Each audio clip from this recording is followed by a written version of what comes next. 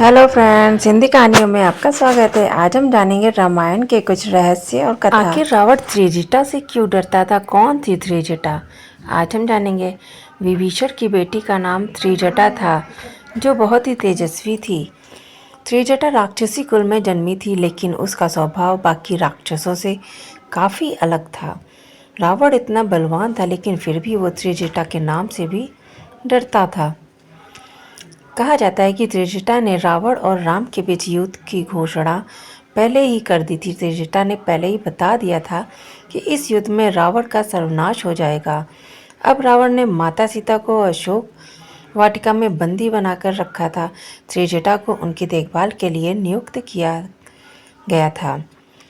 हालांकि त्रिजटा ने रावण के आदेशों के विपरीत सीता के साथ दयालुता और सम्मान का व्यवहार हमेशा किया।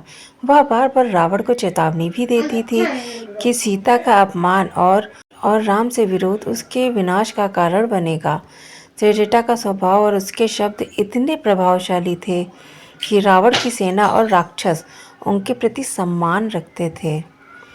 रावण जानता था कि त्रिजटा हमेशा सीता की तरफ थी और उन्हें इससे कोई भी नुकसान नहीं होने देती थी।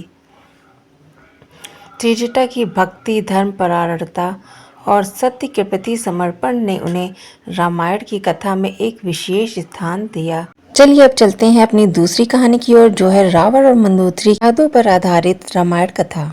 रावण ने अपने वध से पहले मंदोदरी से क्या कहा था? मंदोदरी जो कि उसकी वाइफ थी, आज भी लोग कहते हैं और याद करते हैं। मंदोदरी चाहती थी कि रावण सीता को राम के पास लौटा दे और इस गलत कार्य के लिए भगवान राम से माफ़ी मांग ले। लेकिन रावण को भान हो गया था कि युद्ध में वह मारा जाएगा, लेकिन अपनी हट के आगे वह झुकने को तैयार नहीं था। माता सीता को लौटाने से लंका सुरक्षित हो जाती और रावण के जितने भी योद्धा थे सभी की जान भी बची रहती।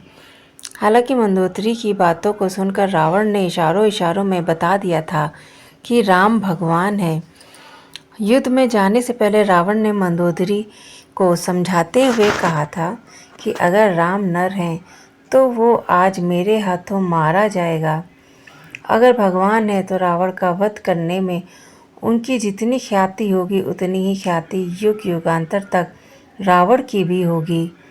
रावण की ओर से हठ भरी बातों को सुनने के बाद मंदोदरी की आंखों में आंसू की धारा बहने लगी। मंदोदरी के लाख मना करने के बावजूद रावण ने उसकी बात नहीं मानी और अंत में हुआ वही कि राम के साथ युद्ध में रावण का अंत हो गया। बस यही यादें आज तक जिंदा हैं। और दोस्तों, आपको पता है राम जी की सेना में एक वानर जो रोज रात में रावण की लंका में जाकर रावण को परेशान करता था। जब रावण शिव जी की भक्ति में लीन होते थे, तपस्या करते थे, तब वो वानर उनकी लंका में जाकर उन्हें बहुत परेशान करता था। तो इसकी शिकायत उन्होंने राम जी से की। श्री राम जी की सेना में कई शक्तिशाली वानर थे। उनमें से ही एक थे द्वीप। द्वीप को दिवीत नाम से भी जाना जाता है। द्वीप सुग्रीव के मंत्री मैदा के भाई थे। दोनों भाई में 10,000 हाथियों के बराबर बल माना जाता था। वे बहुत ही शक्तिशाली थे। राम और रावण की सेना के बीच में युद्ध दिन में होता था और रात में सेनाएं विश्राम करती थीं, जैसा कि सभी सेनाओं में यही होता था पहले। तो रावण रात में शिव जी की आराधना करता था, तपस्या में लीन रहता था। कहते हैं कि द्वित रोज रात में लंका में घुसकर उत्पात मचाते थे। इससे रावण की शिव पूजा बाधित होती थी।